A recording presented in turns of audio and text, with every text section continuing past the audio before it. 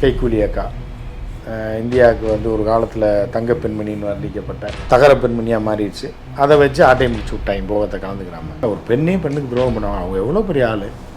பிடி உஷா ஆட்டையை முடித்ததே நீங்கள் பிடி உஷா வச்சு தானே. விதியின் வசமாக நீங்கள் ஸ்போர்ட்ஸில் வந்து கடைசியில் ஓடி தான் மக்களுக்கு முன்னாடி ஓடி தான் நீங்கள் ஜெயிக்கணுன்றது ஒரு விதி இருக்கிறதுனால. இல்லைனா இவங்களா பிஜேபிக்காரன் பூரா ஒலிம்பிக்கில் 50 மெடல் வாங்கியிருக்காங்க. உறுதியாக போகத் ஜெயிப்பது உறுதி. காங்கிரஸில் சார்பில் போட்டி போட்டால் பொண்ணு செத்து போச்சு. அது வந்து ஒரு பட்டியல் இனத்து பெண் ஒன்று, அது ஒரு காரணம். அதனால் நீதி கிடைக்காது. இந்திய அரசியல் சட்டத்தில் சாத்தியமே இல்லை. இது வந்து மக்களை ஏமாற்றுவதற்கும் ரூபாய்க்கு ஒரு வேலை காட்டுறதுக்காக மம்தா பண்ண வேலை தான் இது. பிஜேபிக்காரனுக்கு அந்த பொண்ணுக்கு இப்படி நடந்துச்சு அதை காப்பாற்றணும் கொல்லணும்லாம் கிடையாது. ஒரு பொண்ணு செத்துருக்கு, இதை வச்சு மம்தாவை காலி பண்ணிடணுன்றது அவனோட எய்ம். இந்த ஒரு எழுத்தாளர் ஒருத்தர் இருக்கான், அவன் கன்னியாகுமரிக்காரன் ஒருத்தன், மிகப்பெரிய எழுத்தாளர்னு அவங்களா சொல்லிக்குவாங்க, ஜெயமோகன். அந்த மாதிரி அறமெண்டல்கள் இந்த மாதிரி சைக்கோக்கள்லாம் இருப்பாங்க. அறிவுஜீவின்னு காட்டுறதுக்காக சம்மந்தமே இல்லாத பொய் எல்லாம் சொல்லுவாங்க. ராஜஸ்தானில் தமிழர்கள் வரலாறை தாண்டியது ராஜஸ்தான் வரலாறு. சரி, அப்போ ராஜஸ்தான் வரலாறு பெருசு தானே, அப்புறம் என்ன இதுக்கு நீ வந்து சோழ வரலாறு எடுத்த, ராஜஸ்தான் வரலாறு எடுத்துருக்க வேண்டியதானே கேட்டால்.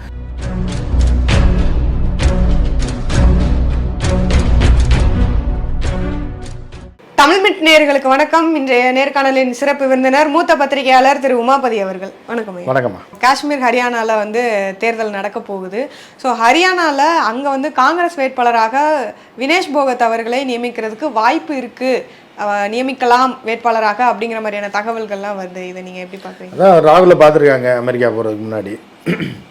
பார்த்தா அவரும் ரொம்ப ஆதரவாக பேசியிருக்காரு. பேசும்போது அரசியல் ஆதாயத்திற்காக அவர்கள் பயன்படுத்துகிறாங்க. ஏன்னா ஆளுங்கட்சி வந்து அவர்களுக்கு பெரிய அநீதி இழைச்சிருக்கு. போகத்துக்கு திட்டம் போட்டு தான் வில்லன் வேலையை பார்த்துருக்காங்க. அங்கே ஃபோன் பண்ணி சொல்லிவிட்டு, ஐயோ நான் இது பல படங்கள் எல்லாம் பார்த்தீங்கன்னா இவனே வந்து ஆளை அனுப்பிடுவான். ஐயோ என்னம்மா என்ன பிரச்சனை, இந்த மாதிரி ஒருத்தன் துரத்தி வரான் அப்படியா அப்படின்ற மாதிரியா இருக்கும். இப்படி பல படத்தோட கதை இருக்குது. பல இப்போ ஜெய்சங்கர் காலத்து படத்துலேருந்து ரஜினி படம் வரைக்கும் அந்த மாதிரி கதைகள் இருக்குது. இவங்களே ஆளை வச்சு துரத்துறது. அது வந்து வேறு ரூபத்தில் அந்த கதைகள் பார்த்து கான்செப்ட் ஒன்றா தான் இருக்கும். ஒரு படத்தில் பார்த்தீங்கன்னா ரம்பாவை கவுண்டமணி வந்து வில்ல மாதிரி துரத்திட்டு வந்தோன்னே ஊடால போய் கார்த்திக் போய் விழுந்து காப்பாற்றி அப்போ தான் அந்த பொண்ணு லவ் பண்ணும். அதுக்கு ஒரு ஆபத்துன்னு வரும்போது இவர் காப்பாற்றணும், இவனே அடியால் ரெடி பண்ணுவான்ல, அந்த மாதிரி செட்டப் தான் இது. எதுக்கு போகத்துக்கு நடந்த செட்டப். இவங்களே வந்து காப்பாற்றுற மாதிரி பண்ணி அங்கேயும் பங்கேற்க விட்டு உனக்கு எல்லாம் பண்ணித்தரேன்னு சொல்லி அங்கே ஃபோன் பண்ணி ஏதாவது ஒன்று சொல்லி நிறுத்திடுறீங்க அப்படின்னு சொல்லி ஒலிம்பிக் கமிட்டியில் அந்த அக்கா இருக்காங்க, யார், கைக்கூலி அக்கா, இந்தியாவுக்கு வந்து ஒரு காலத்தில் தங்க பெண்மணின்னு வர்ணிக்கப்பட்ட, அது இப்போ தகர பெண்மணியாக மாறிடுச்சு. அதை வச்சு ஆட்டையை முடிச்சு விட்டாங்க போகத்தை கலந்துக்கிறாமல். வெளி உலகத்துக்கு பார்த்தா சொல்லுவாங்க, ஏங்க ஒரு பெண்ணுக்கு துரோகம் பண்ணுவாங்க. அவங்க எவ்வளோ பெரிய ஆள். பிடி உஷா அவங்க சொன்னால் அதை நம்புறதுக்கு 40 பேர் இருப்பான்ல. பிடி உஷா ரொம்ப வருத்தப்பட்டாங்க இந்த பொண்ணு கிடைக்கலன்னு சொல்லி. ஆட்டையை முடித்ததே நீங்கள் பிடி உஷா வச்சு தானே. புரியுதா? முடிச்சிட்டாங்க. உடனே கண்ணீர் விட்டார். உடனே ஐயோ இப்படி நடந்துருச்சா அப்படின்ற மாதிரியா நடந்தது. கடைசியில் கொடுக்க விடாமே பண்ணிட்டாங்க. அப்பீல்லையும். ஏன்னா பணம் தான் எல்லா இடத்துலையும் வேலை செய்யும். பணம் கொடுத்துட்டிங்கன்னா இன்டர்நேஷ்னல் கிரிக்கெட் கவுன்சிலேருந்து பிசிசியாக இருந்தாலும் சரி, ஒலிம்பிக் கமிட்டியாக இருந்தாலும் எல்லாத்துலேயும் பணம் தான். பணம் கொடுத்தீங்கன்னா அழகாக ஒருத்தர் தூக்கவும் செய்வாங்க, ஏற்கவும் செய்வாங்க. ஆனால் ஏதோ விதியின் வசமாக நீங்கள் ஸ்போர்ட்ஸில் வந்து கடைசியில் ஓடி தான் மக்களுக்கு முன்னாடி ஓடி தான் நீங்கள் ஜெயிக்கணுன்றது ஒரு விதி இருக்கிறதுனால. இல்லைனா இவங்களா பிஜேபிக்காரன் பூரா ஒலிம்பிக்கில் 50 மெடல் வாங்கியிருப்பாங்க. குஜராத்காரன் மட்டுமே இந்தியாவில் ஒலிம்பிக்கில் யாரா பங்கேற்காருன்னா குஜராத்காரன் மட்டும்தான் இருப்பான். காசை கொடுத்து மெடலை வாங்கிட்டு வந்துடுவாங்க. எங்கடா ஓடினாருங்க நேற்று நைட்டு அப்படின்றாங்க. ஸோ அந்த மாதிரியான ஒரு சூழ்நிலையில் கிடைக்கல, வந்திருக்கு. அந்த அம்மா காங்கிரஸ் சொன்னேன் ஒரு இப்போ இந்த பக்கம் இல்லைன்னா இந்த பக்கம் போகிறதுன்றது அது மனிதர்களோட இயல்பு. ஸோ பிஜேபி இந்த மாதிரி துரோகம் பண்ணிடுச்சு அப்படின்னோடனே காங்கிரஸ் வாங்கம்மா நான் பார்த்துக்கிறேன் இல்லை அவருக்கு அவங்க விட்டு அவங்களுக்கு ஒரு 3 எம்பி ஜெயிக்கிற மாதிரியான ஒரு சூழ்நிலை. அதனால் நிச்சயமாக அவங்களை எம்எல்ஏ எலெக்ஷனில் சீட்டு கொடுக்குறதுக்கு வாய்ப்பு மிக மிக அதிகம். உறுதியாக போகத் ஜெயிப்பது உறுதி. காங்கிரஸில் சார்பில் போட்டி போட்டால் ஜெயிச்சுட்டு பார்த்தியா கால் ஜெயிச்சிட்டாங்க அப்படின்னு மோடிக்கு மூஞ்சியில் கறி பூசுவாங்க. இப்போ இந்த தேர்தலுக்காக வந்து பிரச்சாரத்துக்கு ராகுல் காந்தி அவர்கள் போறாரு, காஷ்மீர் போறாரு, ஹரியானா போறாரு அப்படிங்கிற மாதிரியான விஷயங்கள்லாம் இருக்கு. ஆனா இந்த பக்கம் பிஜேபியில இருந்து பார்த்தோம்னா இவர் தேர்தல் பிரச்சாரத்துக்கு போகாம இவர் வந்து வெளிநாடு போறாரு, அங்க போயிட்டு வாழ்த்துக்கெல்லாம் தெரிவிச்சுட்டு இருக்காரு, மசூதிக்கு முன்னாடி போட்டோ போடுறாரு அப்படிங்கிற மாதிரியான விஷயங்கள்லாம் பேசுறாங்க. இதை நீங்க எப்படி பாக்குறீங்க? இல்லை எப்படியுமே நீ வந்து அவர் வந்து இஸ்லாமியர்களோட எதிரியோ, இப்போ முஸ்லீமுக்கு எதிரிலாம் கிடையாது. அவருக்கு இஸ்லாம் பிடிக்காது, இஸ்லாமியர்களை பிடிக்காதுன்னு கிடையாது. புரியுது? அவருக்கு வந்து ஏழை முஸ்லீம்களை பிடிக்காது. புரியுதா? அவருக்கு வந்து ஒரு நோய் மாதிரி அது.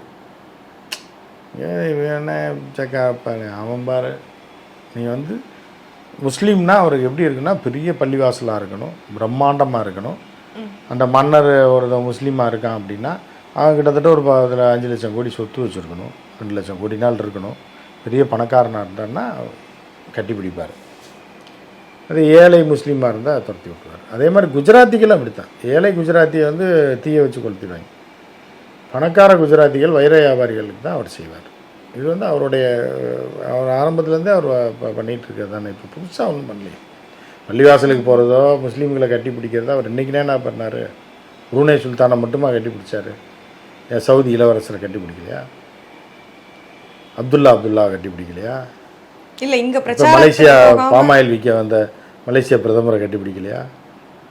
ஒரு பணக்காரர்களாக இருந்தால் கட்டி பிடிப்பார். இல்லைங்க, இங்கே பிரச்சாரத்துக்கு போகாமல் அங்கே போகிறாரு அப்படிங்கிறத தானே பேசப்படல. பிரச்சாரத்துக்கு அவர் வரணும்னு என்ன இருக்கு?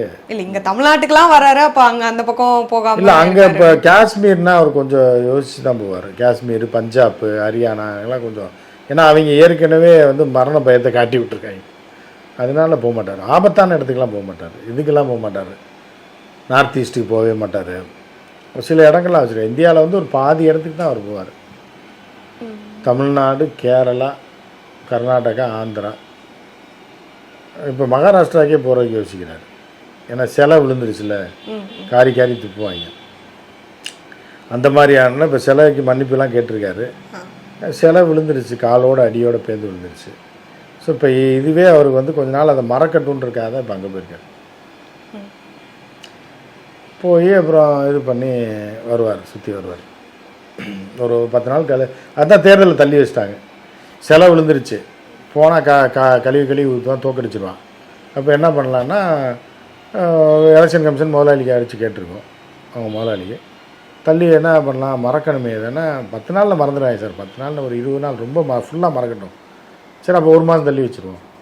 தள்ளி வச்சிட்டாங்க. இந்த கொல்கத்தா விவகாரத்தை பொறுத்த வரைக்கும் இப்போ வந்து மம்தா பானர்ஜி கொஞ்ச நாளாகவே சொல்லிட்டு இருந்தது என்ன அப்படின்னா, மரண தண்டனை வழங்கணும், அதுக்கான மசோதாவை வந்து நாங்கள் வந்து ஏற்ற போகிறோம் அப்படிங்கிற மாதிரி விஷயங்கள்லாம் சொல்லிட்டு இருந்தாங்க. இல்லை, மரண தண்டனை யாருக்கு வழங்கணும்? மம்தா பானர்ஜிக்கா? யாருக்கு? இல்லைங்க, குற்றவாளிகளுக்கு மரண தண்டனை வழங்கணும்னு சொல்லிட்டு மசோதா நிறைவேற்றணும்னு சொல்லியிருந்தாங்க. ஒரு மனதாக அந்த மசோதாவும் நிறைவேற்றப்பட்டிருக்கு. இது குறித்து உங்களுடைய கருத்து? இது எல்லாமே அரசியல் லைவாஸ்தான். எல்லாமே அந்த பொண்ணு செத்து போச்சு. அது வந்து ஒரு பட்டியல் இனத்து பெண் ஒன்று, அது ஒரு காரணம். அதனால் நீதி கிடைக்காது, எழுதி வச்சுங்க. 2வது, அது ஜாதியை விட்டுருங்க ஒரு பக்கம். அதுக்கு அடுத்து ஒரு மைனஸ் என்னன்னு பார்த்தா, அவங்க ஏழை.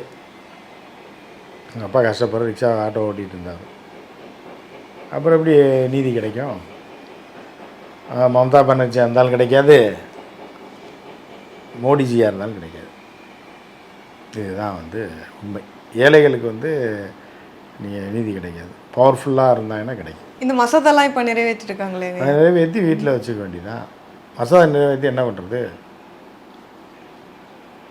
மசோதா நிறைவேற்றி ஆளை முதல்ல கண்டுபிடிக்கணுமே. ஆளை கண்டுபிடிச்சா தானே மசோதா. ஏற்கனவே சட்டத்தில் இல்லையா? இப்போ இந்த சட்டம் என்ன சொல்கிறதுன்னா, 21 நாளில் கண்டுபிடிக்கவே முடியாது எதையுமே. புரியுதா?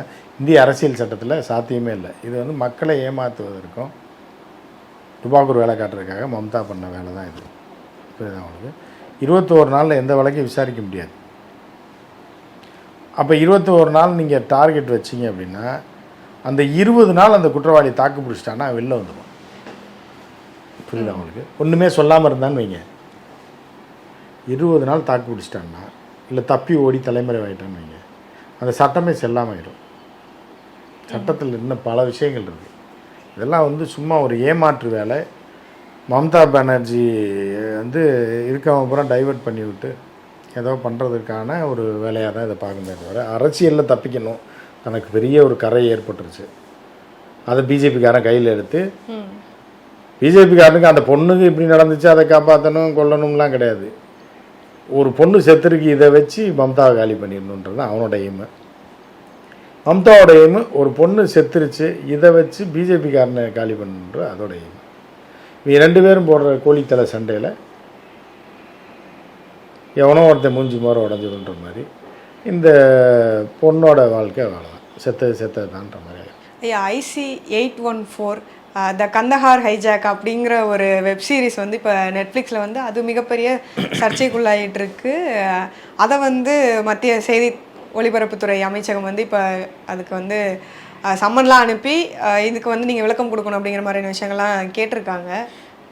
அது நல்ல விஷயந்தான். அது வந்து என்னென்னா உண்மையில் நடந்தது ஒரு விஷயம் தானே. நீங்கள் வந்து முஸ்லீம் இதில் வந்து முஸ்லீம் இந்து இதெல்லாம் பார்க்க முடியாது.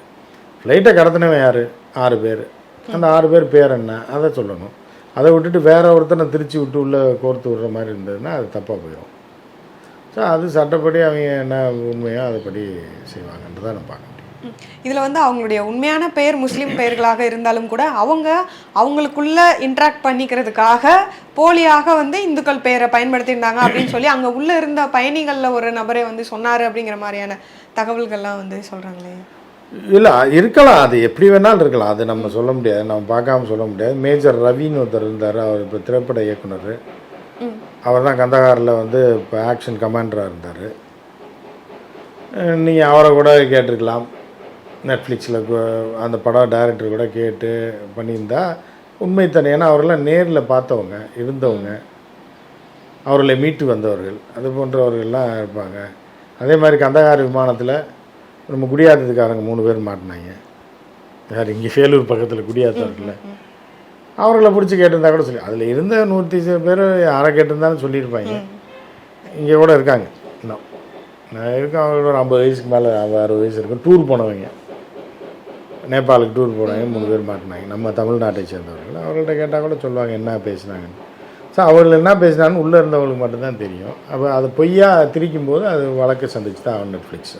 இப்போ வந்து இதில் வந்து அதில் பைலட்டாக இருந்த தேவி சரண் அப்படிங்கிறவர் வந்து இந்த சீரீஸை வந்து பார்த்துட்டு இதில் வந்து எக்ஸ்ட்ராவாக சேர்த்த ஒரு சில விஷயங்கள் வந்து இது வந்து இப்படி இல்லை, உண்மையிலே நடந்தது இதுதான் அப்படின்னு சொல்லியிருக்காரு. ஒரு 2 விஷயம், இந்த பைப்லைன் மாற்ற விஷயம், அப்புறம் வந்து அவங்க எல்லாரும் வெளியில் வந்ததுக்கு அப்புறமா வந்து வெளியுறவு அமைச்சர் வந்து சல்யூட் அடித்தார் அப்படிங்கிற மாதிரியான சீன்கெலாம் வந்து அவர் அப்படிலாம் சல்யூட் அடிக்கலை, கை தான் கொடுத்தாங்க அப்படிங்கிற மாதிரியான விஷயங்கள்லாம் மறுத்து பேசியிருக்காரு. வெளியுறவுத்துறை அமைச்சர்னா மெண்டலா சல்யூட் அடிக்கிறது? கடத்திட்டு போன பிடிச்சி சல்யூட் அடிக்கிறதுக்கு ஒன்றும் மெண்டலா இதெல்லாம்? அதாவது இன்னொரு விஷயம் என்னென்னா, உண்மை காந்தகாரை வச்சு 2 படம் ஏற்கனவே வந்திருக்கு. மேஜர் ரவி ஒரு படம் டைரக்ட் பண்ணியிருக்காரு, சரியா, அமிதாப் பச்சனை வச்சு. அந்த படம் அட்ரு ஃப்ளாப்பு. அந்த கதையவே பேஸ் பண்ணி நாகார்ஜுனாவை வச்சு நம்ம தமிழ் டைரக்டர் ஒரு படம் பண்ணார். 2 படமும் ஒரே நேரத்தில் வந்து 2மே ஃப்ளாப் ஆகி போச்சு. ஏன்னா அது வந்திருக்கு, அது 3ஆவதாக நெட்ஃப்ளிக்ஸில் பண்ணியிருக்காங்க. இது திரைப்படம் அப்படின்னா திரைப்படமாக பார்க்கணும். இந்த காந்தகாரன்ற பேரையே பயன்படுத்தாமல் ஒரு விமான கடத்தல் இப்படி நடந்துச்சுன்னா அவன் யார் பேரை வச்சாலும் பிரச்சனை இல்லை. ஆனால் கந்தகாரன்னு வச்சுட்டு கந்தகாரில் நடந்த சம்பவம்னு சொல்லிட்டு பொய்யை திரிச்சு விட்டாங்கன்னா இதுதான் சர்ச்சைக்கு வரும். இப்போ நீங்கள் வந்து பார்த்தீங்க அப்படின்னா மணிரத்னம் எடுத்த சோழர்களின் வரலாறுன்னு சொல்லி பொன்னியின் செல்வன், அது திருட்டு புனையப்பட்ட கதை. பிராமணர்களால் திரித்து விடப்பட்ட தமிழர்கள் வரலாறை வந்து திரித்து சொல்லணும்னு சொல்லி கல்கி அந்த காலத்தில் திரித்து எழுதிய ஒரு நாவலை உண்மை மாதிரி வரலாறு மாதிரி நம்புகிற மாதிரி இருக்கணும். முட்டாள்கள்லாம் வரலாறுன்னு நினைக்கணும், விவரம் தெரிஞ்சவன் நாவல்னு அதை படிக்கணும். இப்படி எழுதப்பட்ட ஒரு இட்டு கட்டிய வரலாறு தான் அது. ஆனால் ரைட்டிங் ஸ்டைல் நல்லா இருந்ததுனால படம் ஓடி போயிடுச்சு. அதே இட்டு கட்டிய வரலாறை கேரி ஃபார்வர்ட் பண்ணிகிட்டே போவாங்க. பொய்யை வந்து கடத்திக்கிட்டே போகணும், இல்லைன்னா ஒரு கட்டத்தில் இந்த ஜென்ரேஷன் அதை பொய்ன்னு சொல்லிடும். அதை செய்தவர் தான் மணிரத்னம். இந்த ஒரு எழுத்தாளர் ஒருத்தர் இருக்கான், அவன் கன்னியாகுமரிக்காரன் ஒருத்தன், மிகப்பெரிய எழுத்தாளர்னு அவங்களா சொல்லிக்குவாங்க, ஜெயமோகன். அந்த மாதிரி அறமெண்டல்கள் இந்த மாதிரி சைக்கோக்கள்லாம் இருப்பாங்க. அவங்க வந்து சில விஷயத்தை கேரி ஃபார்வர்ட் பண்ணிட்டே போயிடுவான்.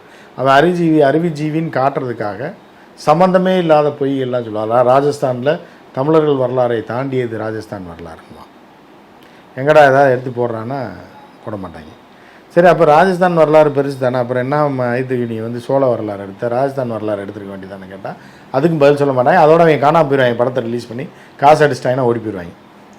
ஸோ இந்த மாதிரி கும்பல் ஒரு தனி கும்பல் இருக்குது. அப்படி தான் இந்த நெட்ஃப்ளிக்ஸ்லேயே இந்த மாதிரி புகுத்தல்களை பண்ணியிருந்துருக்கலாம். ஏன்னா இப்போ பைலட் அந்த 2 விஷயங்களை மறுத்து பேசியிருக்காரு. ஆனால் இந்த பெயர்கள் குறித்து அவர் எதுவுமே மறுத்து பேசல. அவர் என்ன டைரக்டர் அம்மா, அவர் என்ன சினிமா கிரியேட்டர், அவர் பைலட்டு. அவருக்கு டேக் ஆஃப் எப்படி லேண்டிங் எப்படின்னா அவர் சொல்லுவார். புரியுதா உங்களுக்கு? அதை தான் சொல்ல முடியும். அதுக்கு இடையில பார்த்த விஷயத்த சொல்லியிருக்காரு. அவர் எல்லா படத்தையும் ரிசர்ச் பண்ணி, அவர் என்ன ரிசர்ச்சரா இல்லை திரைப்பட கலைஞரா? அவருக்கு தெரிஞ்சதை அவர் சொல்லியிருக்காரு. டைரக்டருக்கு தெரிஞ்ச டைரக்டர் சொல்லியிருக்கான். நெட்ஃப்ளிக்ஸுக்கு தெரிஞ்ச நெட்ஃப்ளிக்ஸ் எடுத்திருக்கான். கவர்மெண்ட்டுக்கு தெரிஞ்சது கவர்மெண்ட்டு தடை போட்டுருச்சு, அவ்வளோதான். ஸோ இப்படி தான் போகுமே தவிர அதை வந்து ஒரு பெரிய இது ஒரு பேசு பொருள் ஆகிற அளவுக்குலாம் கிடையாது. பேரை மாற்றி வச்சா என்ன ஆக போகுது, ஏதாவது ஒன்றா ஆக போதா? இல்லை. ஏன்னா இப்போ வந்து அரசாங்கம் இப்போ எல்லாத்தையும் மண்டைய கழுவுற வேலை தான். இப்போ வந்து தாலிபான்கள் பழைய தாலிபான்கள் கிடையாது. இப்போ தாலிபான்கள் தான் ஆட்சியே பண்ணுறான் பங்களாதேஷில். சரி, இதில் ஆப்கானிஸ்தானில் ஆட்சி பண்ண தாலிபானோடைய தலைவர் தான் அங்கே பிரதமராகவே இருக்காங்க. நீங்கள் அரசியல் ரீதியாக போனீங்கன்னா நாளைக்கு ஜி போனார்னா அவன்கிட்ட தானே பேசணும். 10 வருஷத்துக்கு முன்னாடி 20 வருஷத்துக்கு முன்னாடி ஃப்ளைட்டை கடத்தி போன தாலிபான் தானே நீங்கள் அவன்கிட்ட பேச மாட்டேன்னு சொல்ல முடியுமா? அங்கீகரிக்கப்பட்ட ஒரு அரசோட தலைவனாக ஒருத்தன் ஆகிட்டான்னா அவன் தீவிரவாதியாக இருந்தாலும் தலைவனாக மாறிடுவான். சண்டை போடுற வரைக்கும் தான் தீவிரவாதி.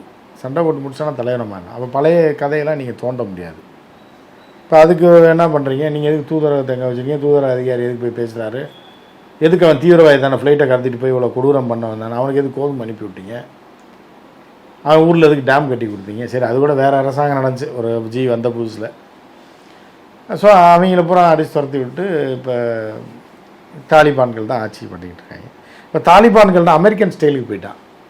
இப்போ எல்லாம் வந்து முதல்ல தாலிபான்கள் வந்து அந்த அவங்க ஊர் உடையை போட்டுக்கிட்டு துப்பாக்கியை வந்து சாக்குக்குள்ளே வச்சுக்கிட்டு இப்படியே படுத்திருப்பாங்க. இப்போ பார்த்தீங்கன்னா நவீன வந்து உடைகள், நவீன டெக்னாலஜி, நவீன ப்ரொடெக்ஷன் போயிட்டான்.